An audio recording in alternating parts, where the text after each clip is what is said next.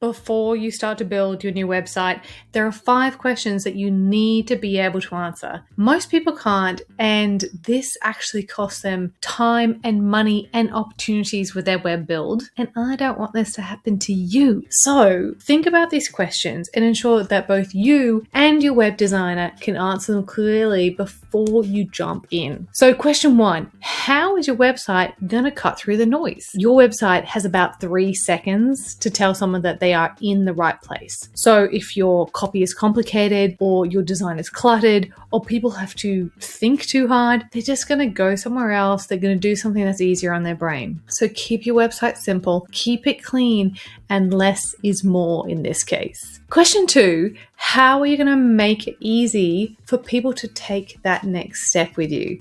I love a pretty website, it's great. But actually, if you don't have a clear call to action, then that pretty website just becomes a brochure. So you need to make sure that you have a button to book a call with you. Also make sure you have something like a lead magnet, a way for someone to download something useful from your website. Whatever you do, make sure you remove friction and then also just give them a bit more of a reason to stay in your world, to stay on your website. Question 3, oh my gosh, this one is who holds the keys?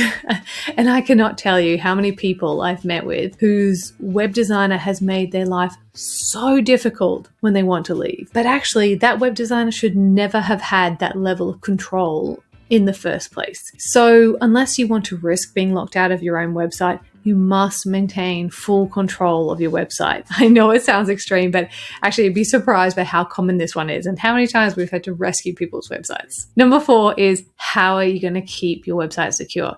So if your website captures contact details, and it should, then cybersecurity is actually not optional. Weak security is such a legitimate risk, not only for your website, but for your clients and for your relationship. So please make sure that you're going to manage it accordingly. And question 5, how are you going to know if your new website is working? If you can't tell whether your website is working, any attempt to improve it is just going to be guesswork. And every day that it sits there underperforming is another day of missed opportunities. So you have to be able to measure it, refine it, and just, treat it like the lead gen tool that it is. So before you engage a web designer, please make sure that you both can answer these 5 questions. And if you get these right, then you and your team are going to have so much fewer headaches moving forward and also a lot more opportunities.